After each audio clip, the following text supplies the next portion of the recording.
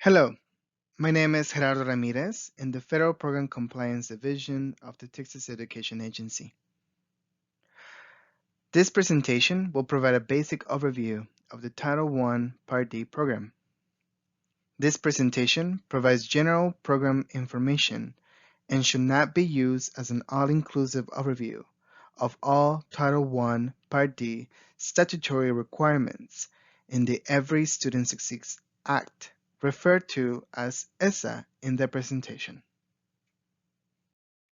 The Title I Part D is composed of three subparts. Subparts 1 and 2 establish the prevention and intervention programs for children and youth who are neglected, delinquent, or at risk. This law provides supplemental funding to state and local education agencies as part of the Elementary and Secondary Education Act, as amended by the Every Student Succeeds Act. Subpart 3 establishes program evaluations that must be conducted for any programs under Subpart 1 and 2. These funds are dedicated to improving educational services to children in facilities for the neglected or delinquent. The goal is to enable program recipients to meet the same student performance standards that all children in the state are expected to meet.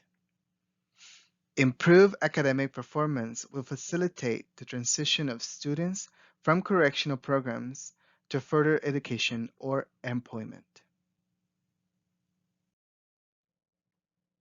The Department of Grant Compliance and Administration at the Texas Education Agency administers two formula grants under this law. Title I, Part D, Subpart 1 covers state agencies, Wingham School District, and Texas Juvenile Justice Department. And Title I, Part D, Subpart 2 covers the local education agencies. Always remember that Subpart 1 funds are meant for state agency programs, while Subpart 2 funds are meant for local education agencies. Now, we will provide an overview of the Title I, Part D, Subpart 2 program. This presentation provides general program information and should not be used as an all-inclusive overview of the Title I, Part D, Subpart 2 statutory requirements in ESSA. There are three purposes of the Title I, Part D, Subpart 2 program.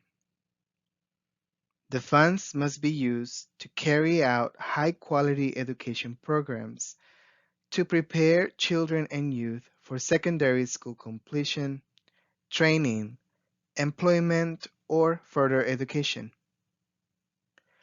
To provide activities to facilitate the transition of such children and youth from the correctional program to further education or employment, and to operate programs in local schools, including schools operated or funded by the Bureau of Indian Education for children and youth returning from correctional facilities, and programs which may serve at-risk children and youth. There is a list of 13 requirements for Title I, Part D, Subpart 2 subgrantees. These requirements are listed in the Title I, Part D, Subpart 2 Program Guide, as well as in the ESSA Consolidated Program Application Handbook. These are: provide a description of the program, provide a description of formal agreements between the LEA and correctional facilities and alternative school programs, including Secretary of the Interior and Indian Tribes. Provide a description of coordination with facilities working with delinquent children and youth, ensuring their participation in comparable local school education programs. Provide a description of programs to facilitate successful transition of children and youth returning from correctional facilities and types of services offered. Provide a description of the characteristics, including learning difficulties, substance abuse problems, and other special needs of the children and youth returning from correctional facilities. Describe how the LEA will coordinate existing educational programs to meet unique educational needs of children and youth. Provide a description of how the LEA will coordinate with existing social, health, and other services to meet the needs of students returning from correctional facilities, including prenatal health care and nutrition services, parenting and child development classes, childcare, targeted re-entry and outreach programs, referrals to community resources, and flexibility. Provide a description of partnerships with institutions of higher education or local businesses to facilitate post-secondary and workforce success for children and youth returning from correctional facilities. For example, credit-bearing coursework, enrollment in post-secondary education, participation in career and technical education programming, and mentoring services. Provide a description of how the program will involve parents and family members to improve the educational achievement of their children, assist in dropout prevention activities, and prevent the involvement in delinquent activities. Provide a description of coordination with other federal, state, and local programs. For example, Title I of the Workforce Innovation and Opportunity Act and career and technical educational programs.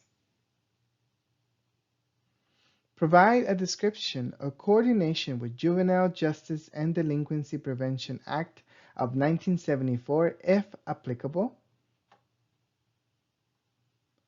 Provide a description of coordination and collaboration with probation officers to assist children and youth. Provide a description of efforts to ensure correctional facilities are aware of the child's existing individualized education program. Provide a description of the steps the LEA will take to find alternative placements for children and youth interested in continuing their education but unable to participate in traditional public school program. Please note that the LEA and the facility must have written documentation of these requirements. There are three types of facility types served under Title I, Part D, Subpart 2. Adult correctional institutions are facilities in which persons of under age of 21 are confined as a result of a criminal offense conviction.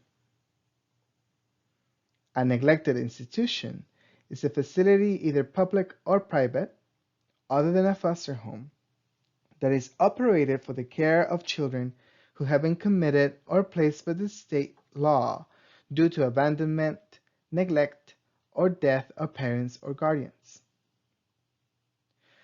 A delinquent institution is a facility, either public or private, other than a foster home, that is for the care of children who have been adjudicated to be delinquent or in need of supervision.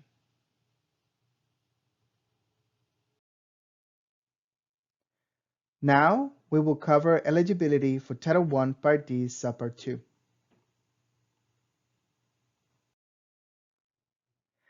In order to apply for Title I, Part D, Subpart 2 funds, the LEA must meet at least one of the following criteria.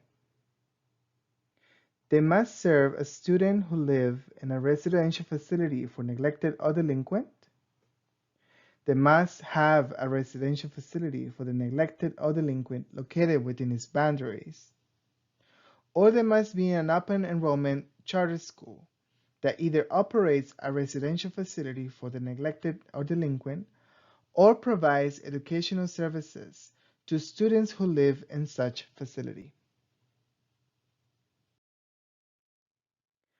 By now, you have heard mentioning of neglected and delinquent multiple times. Before we go any further, let's take a look at the definition of each term. The official definition of neglected student is a child, youth, or student who has been committed to an institution other than a foster home or voluntarily placed under applicable state law due to abandonment, neglect, or death of his or her parents or guardians. The official definition of delinquent is a child, youth, or student who resides in a public or private residential facility other than a foster home that is operated for the care of children and youth who have been adjudicated delinquent or in need of supervision. The LEA will make the decision of what youth is being serviced and what is being documented. Now that we have established the definitions of neglected and delinquent, we also have to keep in mind other student eligibility criteria. The students must meet the following: have resided in a facility at least one day in October, be between ages 5 to 17, exclude children under conservatorship of the Texas Department of Family and Protective Services, and exclude foster care children.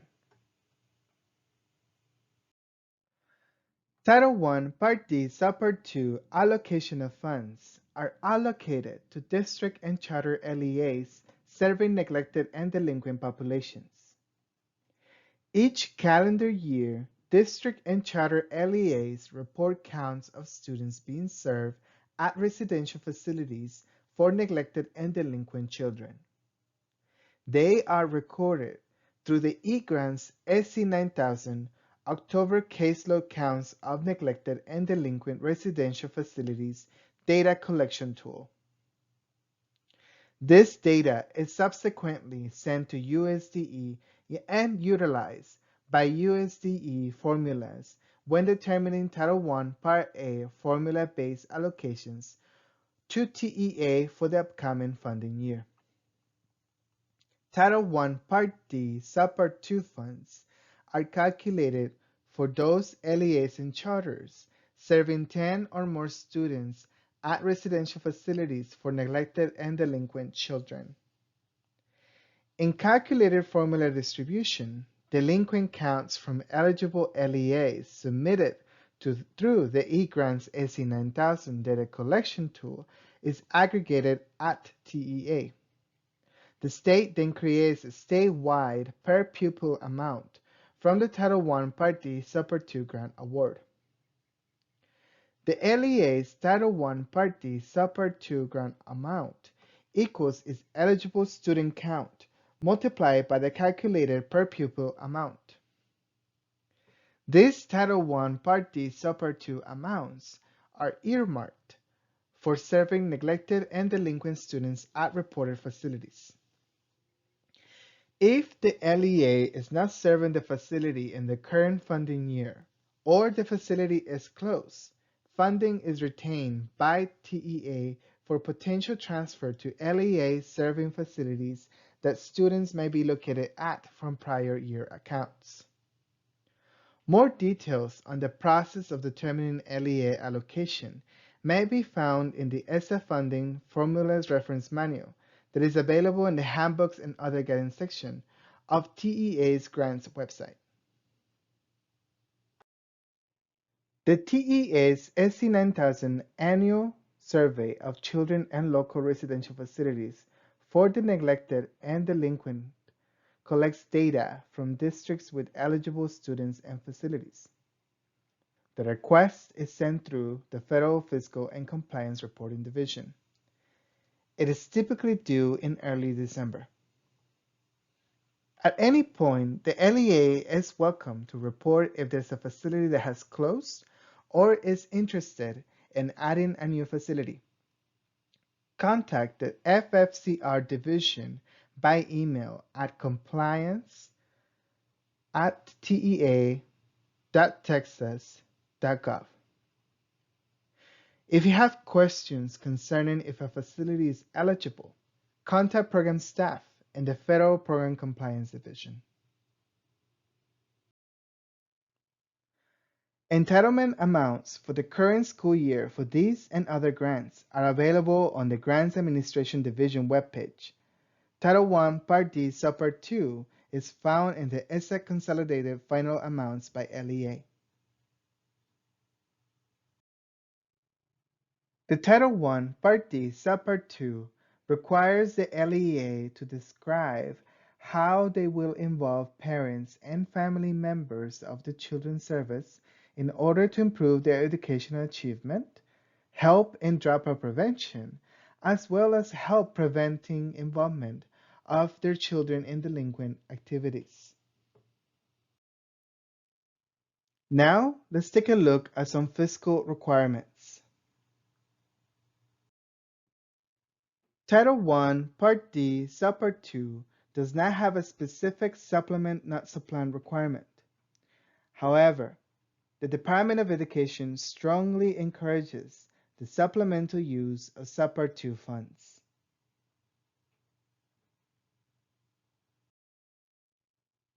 We will now cover some use of funds. When determining allowable use of funds, the LEA is responsible to make sure that it's reasonable and necessary, reviews the comprehensive needs assessment, looks at the evaluation of student achievement. Furthermore, when determining allowable use of funds, always keep in mind EDGAR requirements as well as district policies and procedures. Here are some of the recommended uses of funds. Under Title I, Part D, Subpart 2, S. Statute 1424, LEAs may use funds for programs that serve children and youth returning to local schools from correctional facilities and assist in the transition. Dropout prevention programs serving at-risk children and youth.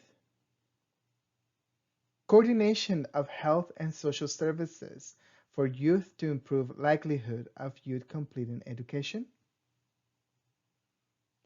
Special programs to meet unique academic needs, including career and technical education, special education, career counseling, curriculum-based youth entrepreneurship education, and financial aid assistance for post-secondary education, as well as mentoring and peer mediation programs. As previously mentioned, transition services are one of the recommended uses of funds. I would like to take a moment to highlight the importance of transition services. These services focus on helping children who are neglected or delinquent re-enter school successfully or to find employment after they leave the institution and return to the local community. It is important that the LEA has a transition plan in place in order to help youth with re-entry. Some of the allowable activities include but are not limited to pupil services, including counseling, psychological and social work services, designated to meet the needs of children and youth who are neglected or delinquent, tutoring and mentoring, as well as re-entry orientation programs, including transition centers and re-entry centers in high schools. Another of the allowable use of funds is to use funds for Pay for Success initiative. The question that we get often is, what is Pay for Success initiative? This initiative is a performance-based grant, contract, or cooperative agreement awarded by a public entity in which a commitment is made to pay for improved outcomes that result in social benefit and direct cost savings or cost avoidance to the public sector. Now we will go over program evaluation. As mentioned previously, Subpart 3 establishes the program evaluation for Subpart 1 and Subpart 2. In conducting each evaluation under Section 1431, an LEA shall use multiple and appropriate measures of student progress. Each LEA will submit evaluation results to TEA and use the results of evaluations to plan and improve subsequent programs for participating children and youth. More information regarding Title I Part D program evaluations may be found in the program guide. The Texas Education Agency is in charge of conducting compliance and monitoring every year. We will now take a look at this process. Upon certification and submission of the ESSA Consolidated Federal Grant application, LEAs certify that they will comply with all requirements noted in statute.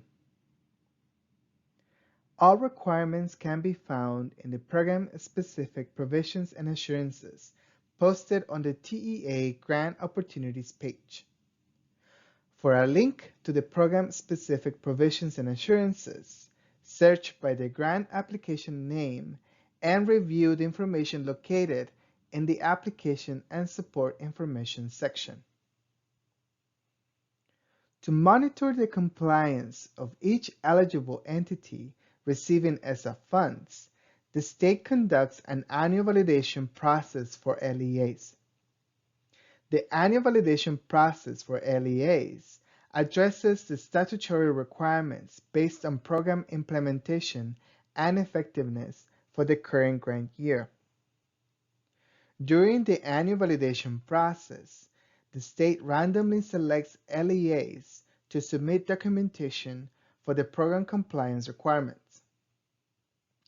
TEA reviews the documentation to determine if the subgrantee met the statutory requirements as noted in the validation guidance documents. The Federal Fiscal Monitoring Division is responsible for monitoring the expenditures of federal grant subrecipients to ensure federal funds are used for authorized purposes in compliance with federal statutes, regulations, and the terms and conditions of federal awards. The ESSA Consolidated Compliance Report is completed by LEAs annually to document that LEAs have complied with the program-specific provisions and assurances in the preceding application year. LEAs are responsible for indicating the sources of documentation used to establish compliance. The documentation is to remain on file at the LEA level.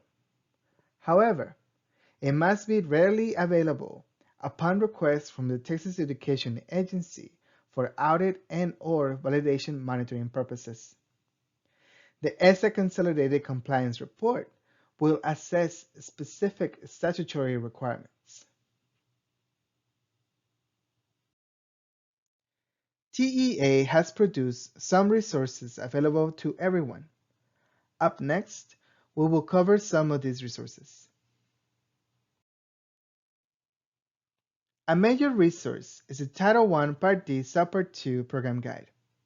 This program guide covers the requirements for Title I Part D Subpart 2. It is available in the TEA page for Title I Part D.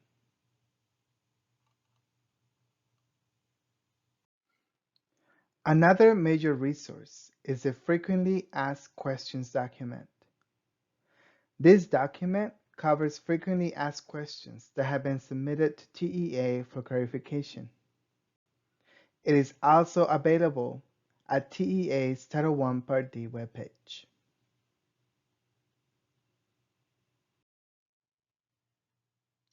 Thank you so much for your time and attention. If you have any questions, please reach out to ESSA support at tea.texas.gov.